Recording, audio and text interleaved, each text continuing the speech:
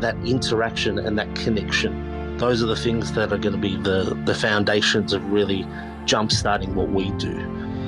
And I think that is going to be the most important part of, getting everyone back into it and sort of making sure that everyone realizes that while we have a job to do, our job is sort of amplified more now by really making sure that every interaction we have with a guest is poignant and means something, because everyone's starved for it. This is the Deep in the Weeds podcast. I'm Anthony Huckstep. Australia's restaurant industry is full of small family businesses. Some pass on their knowledge to the next generation to continue on the name, influence, and magic of their heritage. There are some families who have not only impacted their local community over generations, but have become leading lights for the culinary landscape of their city and indeed Australia too. Carlo Grossi is part of the Grossi family. Carlo, how are you? Very well, my friend. Thank you for having me. It's good to have you here. What's it like growing up in a family with such incredible influence on Australia's dining landscape? Well, it's very kind words. I mean, it's definitely a very enjoyable thing from the point of view when you're growing up. There's always a beautiful abundance of amazing food and incredible characters that sort of surround you. And definitely not a lack of stories or things that you get involved with. Has there been pressure, given the influence of Guy Grossi, over the last couple of decades, for when you sort of came into the workforce and worked with the family? Was there pressure on you? I mean, I think when you join any workforce, there definitely is a pressure to perform and sort of get involved and muck in. Like any family business, when you do join it, there is sort of that little bit of added pressure that you can put on yourself or expectation that other people do, or that can be felt when you come into an industry. But, I always used it as something that was a lot more of a driver for me to sort of perform and get in there and work a little bit harder and try and drive my knowledge so that way I could, really step up and live up to the name, so to speak. Tell us a bit about the Grossi family history, because there's quite a few generations that have been chefs or in the hospitality industry. Yeah, so we migrated, or my grandfather and grandmother from my dad's side migrated to Melbourne in 1960, and he was recruited by Mario Vigano, who at the time had a really famous restaurant around the corner from Florentino called Mario's. And it was this really amazing sort of place, really quite typical of its time period. It sort of had a live band, really great Italian food, and obviously there wasn't a lot of homegrown talent here in Melbourne at that point. So he would go and make sort of yearly trips to Italy and Spain and France, and in particular Italy, and recruit chefs and waiters and bring them out here to Australia. And it was quite booming at that time because, it was just off the back of the Olympics as well. So there was a lot of colour and a lot of excitement happening around Melbourne. It was very much on the map, but very much, its industry still very young, still very much coming into its own and of age. So you didn't have a lot of places around. I think in the city at that time there was probably Mario's, Florentino, the Society and the Latin, and that was pretty much your landscape at that time. So it was a very interesting and very exciting time where you did have a lot of those Europeans, the Greeks, the Spanish, the Italian, coming in and really giving that lovely metropolitan flavour to Melbourne that we've come to know and love and really embrace in our city at the moment. You mentioned that there's plenty of stories from when you were young, having grown up in a hospitality family. Take us back to when you were young. Is there some stories you can share? I mean, one of the great things about, being in hospitality is, we obviously have a love for food and wine, and sharing that with people and sharing that with our guests and, with our suppliers. And as an extension over time, we've been operating in this beautiful city for 3 generations in the industry.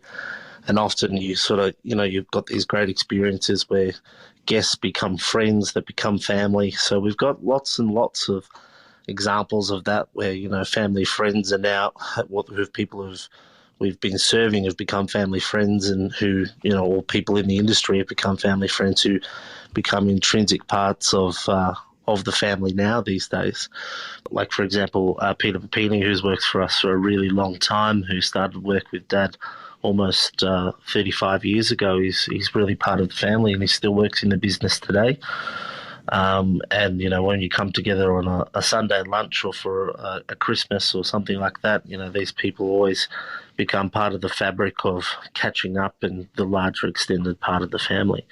And it's always a beautiful thing when that happens. It happens with suppliers like Con Jonas from Clams, or even, fellow restaurateurs, where you form this really beautiful bond where it's a great support network, and something that's been really fantastic, especially with the times that we've been experiencing lately. That bond and that support has been really important, I think, especially in the last 2 years. What was food like in your family, given the level that the restaurants have operated at for the rest of the population? Was the food similar at home, or was it quite different? Well, I mean, we've always cooked we've always loved cooking the food that, we've grown up with, and that is part of our culture. And from depending on whether you're looking at a restaurant like Florentino, which is a lot more modern, but still does have its food fairly planted in the roots of Italian, through to the cellar bar, which is really simple, beautiful, casalinga, humble fare. And that's very much what we sort of cook at home. I remember summer days growing up with my grandfather.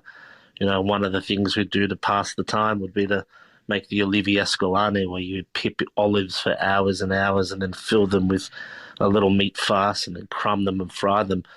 And it kind of felt like it took, an eternity to make a mountain of them and 5 minutes to eat them all, to enjoy them all. But, there's lots of memories based around food like that, through from, learning how to cook my grandfather's Roman recipe for suckling lamb, or whether it be a simple soup, to growing vegetables in the garden, and how to sort of keep on moving and keep disciplines and always really enjoy food in every aspect, from where it's grown to the final element of eating it at the table. Take us to when you realised that your career path would go into hospitality as well. Did it ever enter your mind to do something other than hospitality? Yeah, I mean, I think, when you're in a family business, when you're growing up, your initial thing is I'm going to do anything but that business. I think everyone goes through that phase.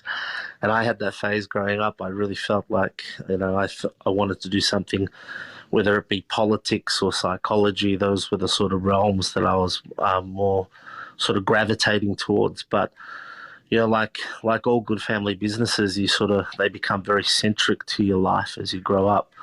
And, the restaurant was very much a part of our lives. We would always sort of dominate talk at the family table, and it sort of becomes a little bit of a family obsession. And then as you start working in it, you realize that it already is very much under your skin, and you have a passion for the business itself, and also what the business stands for in the community. And, it's a very hard thing to step away from when you do feel that connection, and when you feel it get under your skin, when you start mucking in as you sort of get a little bit older, and the excitement and the adrenaline, especially of hospitality that it can supply, it really does sort of take over, and you're drawn to it like a moth to the flame.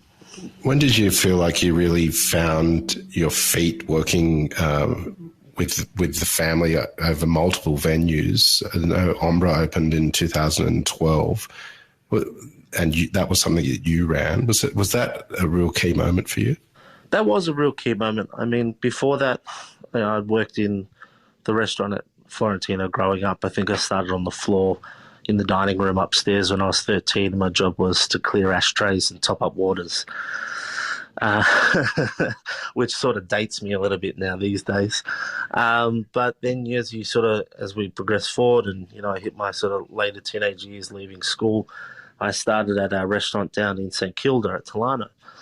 And then after a few years, I started managing that. And that was kind of like a trial by fire. It was a really formative time, especially because, being geographically on the other side of the city in St Kilda, and sort of in that beachside sort of vibe, having that beachside vibe to it, where it's out of the city. It had a very unique sort of clientele and a very unique time where I was able to cut my teeth and learn lots about people, business, the guests, being a better manager and actually just growing into that role. Then after I sort of left there and came back to Florentina, the plan was to travel a little bit, and then 2012 hit and the whole notion of Ombra came up, and I kind of fell in love with the space, and that's where I landed. And I suppose, yeah, that is kind of where I sort of came into my own a little bit, where I sort of found a little space that was totally mine, that we sort of went through from inception to conception and then, launching it from there. And it really was and is kind of my baby to this day. Well, tell us a bit about that venue and what the offering was there, because it was quite different to what the group was doing. Yeah, so Ombra, coming from working in very structured dining rooms and very structured spaces, I really wanted to strip things back and strip process back and have it very simple and very pure, in its sense that it was a really great delivery of really beautiful, pure, wholesome hospitality, versed with really great knowledge, in a very relaxed setting. So you could sort of dive in and come for a croquette and a glass of wine before the football or the theatre, or you could stay and just drink and eat and, carry on all night. And it was really built around those beautiful wine bars that you find in the piazzas in, all the townships in Italy. When we were really young, Dad bundled us up and took us on a trip overseas, which was, one of these trips that it sort of really opens your eyes to the world. And we were young, we were about 12, 13. We were able to sort of eat in some of the best restaurants in the world, as well as travel through from toe to top all of Italy and really see the different regions and the way, the communities would come together in these wine bars and talk and drink and eat and argue and, generally come together and have that beautiful sense of community. And that was really what drove the style of the venue. It wasn't a restaurant per se, it wasn't a bar, but it was something in between, something that really was a focal point, a meeting point. And we wanted the food to reflect that too, with the smaller sharing plates. A real great emphasis on salumi, our salumi program, because we were doing a lot around that time with cured meats, as we are now. I think we did something like 200 kilos this year, which we're very excited to start selling when we open back up. But yeah, and that's something that sort of took a real cornerstone in the food philosophy, was a sense of preserving food from one season into the next. And sort of all these things came together. So a lot of drying, a lot of smoking, a lot of salting, curing, and a lot of fermenting as well in our breads and things like that. So you could come in and enjoy, some really beautiful artisanal cured meats that we've either made from ourselves or found sort of producers that, have similar mentalities to us, or eat a really beautiful preserved little octopus salad, or even enjoy one of our amazing fermented pizzas. And sort of, when we added the pizza to the mix, that sort of really rounded out what Ombra was all about. I find pizza is the great unifier when it comes to Italian food. That you can go anywhere in the world and there is a version of pizza, whether it's New York, Chicago, Australia, Italy. And of course, we sort of lean a little bit more towards that authentic Roman style of pizza that is 48-hour fermented, and it's got that really beautiful crust, that chew, that sourness. But it's sort of, wherever you are and whoever you are, there's very little that pizza can't solve, or you can solve over a great pizza at a table. The drinks menu you created there was renowned as well, and a real detour from what the Grossi family was known for. What was it like pulling that together? Yeah, we worked really closely at the time with Mark Prothero, who was a really great sommelier that we had, who was running the group list at the time. We wanted something that was fun, that was a little bit more interactive when it came to the wine side of things, and also lent itself a little bit more, without using that, almost bad word, natural, wine that you get these days. It's got a little bit of a stigma about it, but wines that were probably a little bit less worked, that were smaller style producers that were doing really great expressions of Italian varieties here in Australia, or even abroad.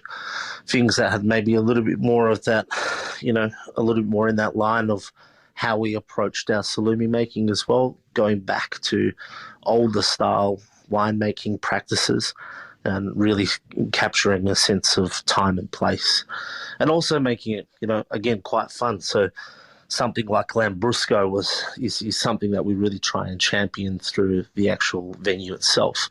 Something that we, that people kind of would more associate with that stuff that they probably drank through the 80s and 90s that was super sweet and really fizzy and probably came out of a sack that they then blew up and slept on. But we wanted to really focus on what Lambrusco was. And, if you look at one of the things that we love, or one of the adages that we love at Ombra, is the idea of if it grows together, it goes together. Now, when you look at, a lot of the salumi production out of Italy, coming from that lovely area of Emilia-Romagna where prosciutto, Parmigiano, or balsamic, and of course Lambrusco is grown and made, that it really resonates with the food there. So it's got this great sort of tannin structure to it, this light frizzante character, which really breaks through the richness and the fats of those cured meats or those sharper style cheeses or vinegars. So things like that, bringing something out of the dark ages, which, through some bad overproduction early on in its time, can really dusting it off and showing it for what it actually is and what it's actually all about. Tell us about how the family works together. Most restaurant groups normally have a corporate background. They're not usually family-run groups. You've got about 5 venues at the moment. How does it work with everyone in the family to pull all those venues together and perform at the level you do?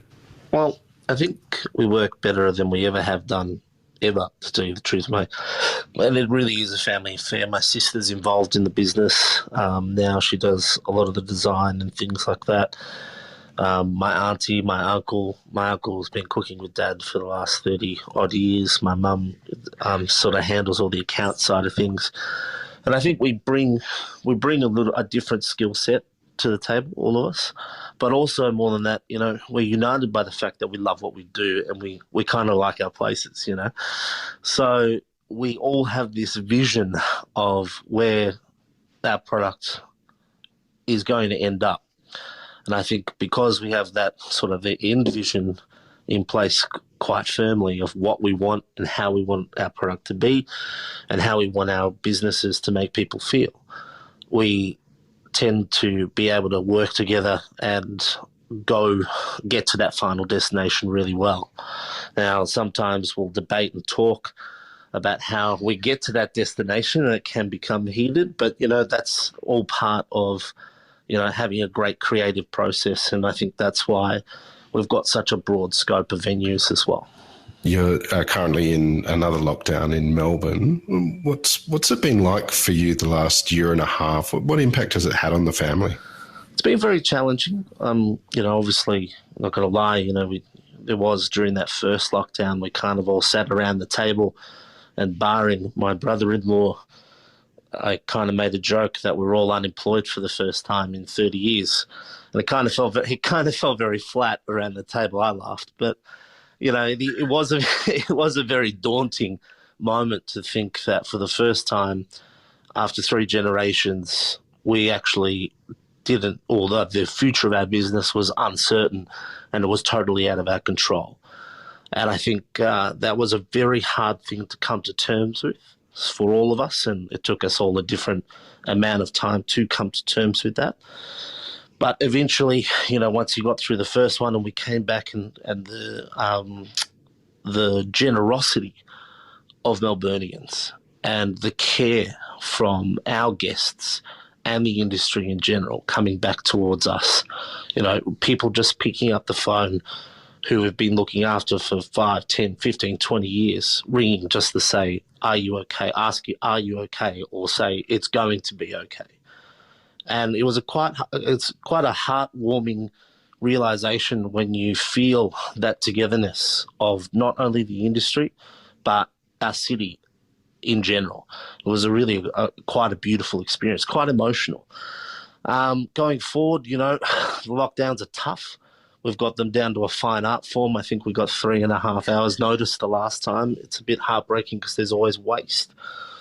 But, we are looking forward to the future. And I think the most important thing that we can do now is stay positive.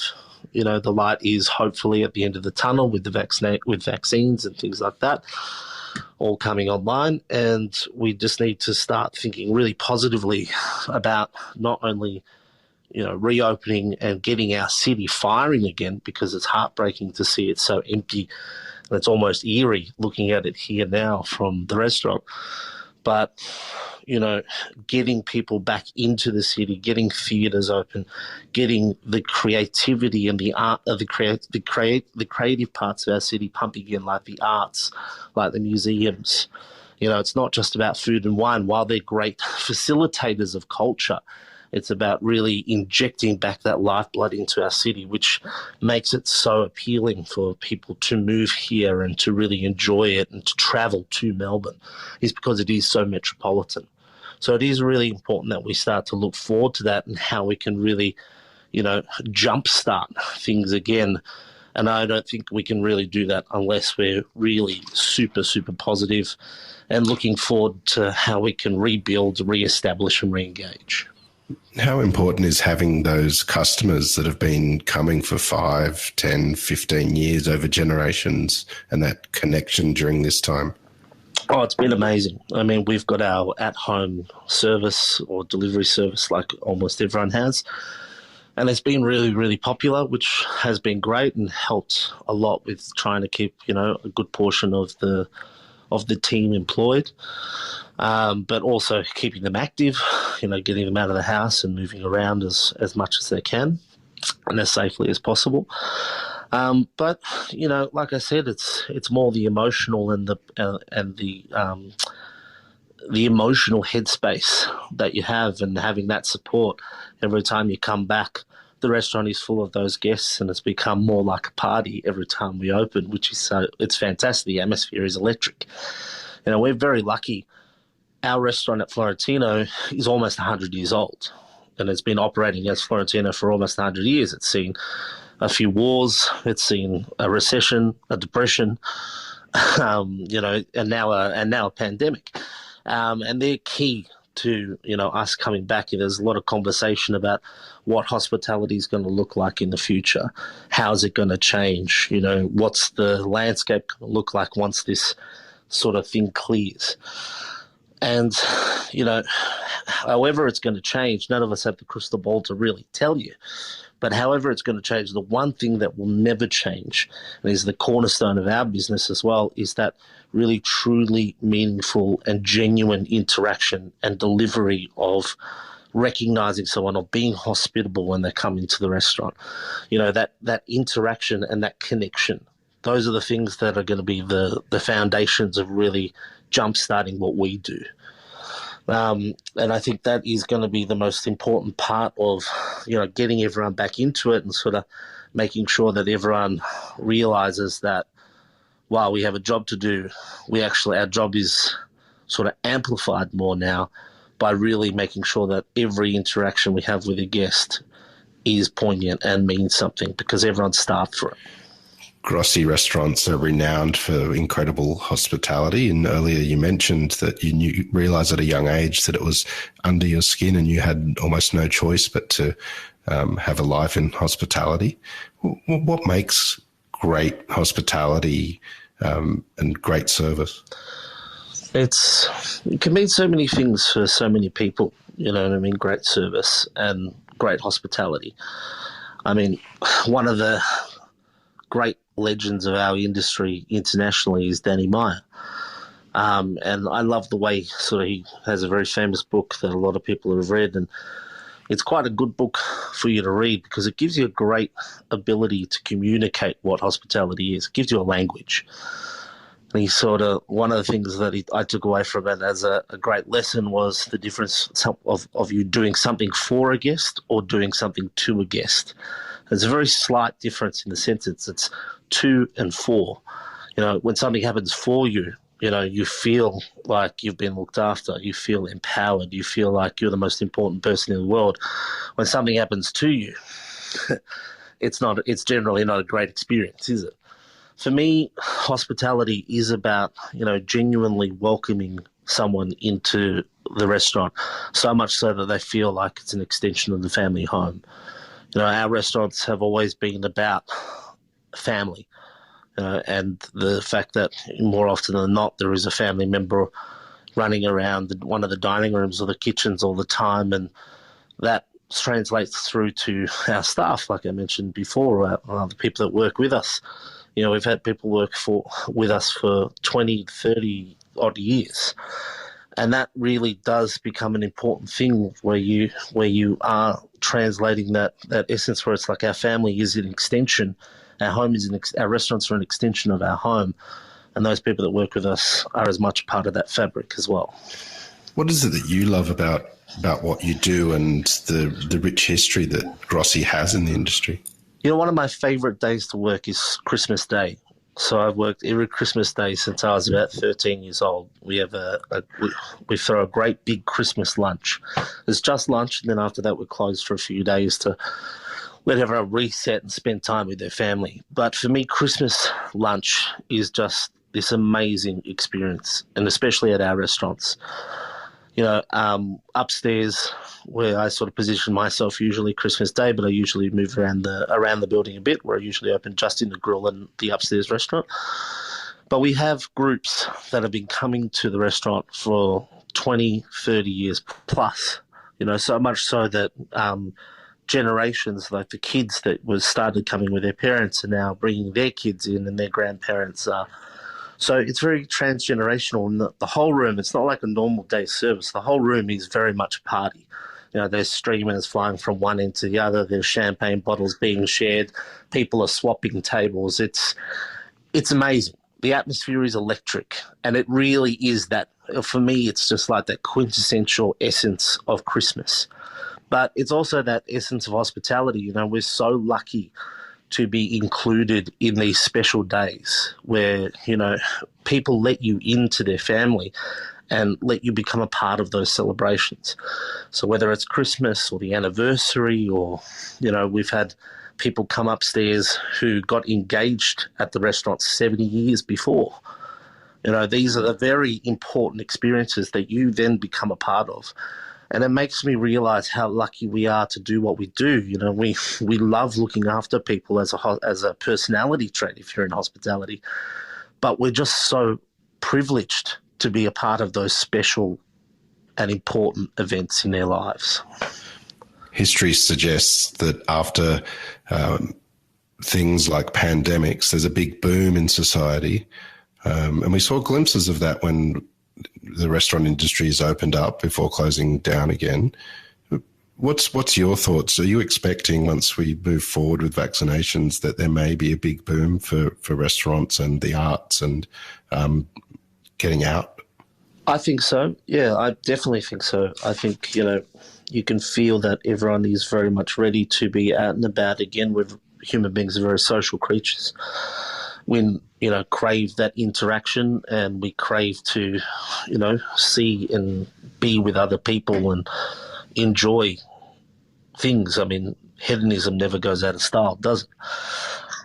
And I think it is really important that there is a lot of sense of people wanting to be out there and rebuild what we had and make it even bigger and better.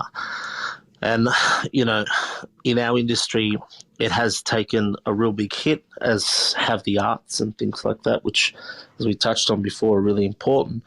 And I think one of the biggest hits that we've had at the moment is, we've pretty much lost a generation of hospitality professionals, whether that be front of house or back of house. People have been sort of, it's not an industry that was widely supported. So, they might have moved into other aspects, whether it be construction or etc., or they've simply moved interstate, or they've not, come into the country. So I think what will happen when the borders reopen is that we need to be really positive about the industry and the opportunities that they do offer, and also as an industry really get behind the education and promotion of bringing younger people into our space and showing them how incredible an industry it is with how many opportunities it can offer you. Once we do start moving around the world again, there's just so much that you can do and so many places that you can go when you're in this industry and you've got a great grasp of it. And luckily, we are, traditionally speaking, really good at growing homegrown talent. So hopefully that's something that reignites again. Well, as we move forward and things open up again and the restaurants fill up and you have a full dining room at Christmas, on Christmas Day again, how is that going to feel? Wow, fantastic. We can't wait. We really can't wait. I mean, like most operators, we've sort of been doing things like, getting in there, painting, cleaning, doing all the stuff to make all our dining rooms feel amazing and special. Likewise with the back of house as well. So that way when we do have our teams come back in, we're in a great space to offer something really special and really just get back to looking after our guests and enjoying the good times. Well, Carlo, I know there's a lot of people really looking forward to experiencing those good times that the Grossi family is renowned for delivering. We've loved having you on Deep in the Weeds today to share your story. Please keep in touch and we'll catch up again soon. Thanks for the opportunity. This is the Deep in the Weeds podcast. I'm Anthony Huckstep. Stay tuned as we take a deep dive into the lives of the incredible people who ply their trade in the food and hospitality sector. Special thanks to executive producer Rob Locke for making this all happen. Follow us on Instagram at Deep in the Weeds Podcast or email us at podcast@deepintheweeds.com.au. Stay safe and be well.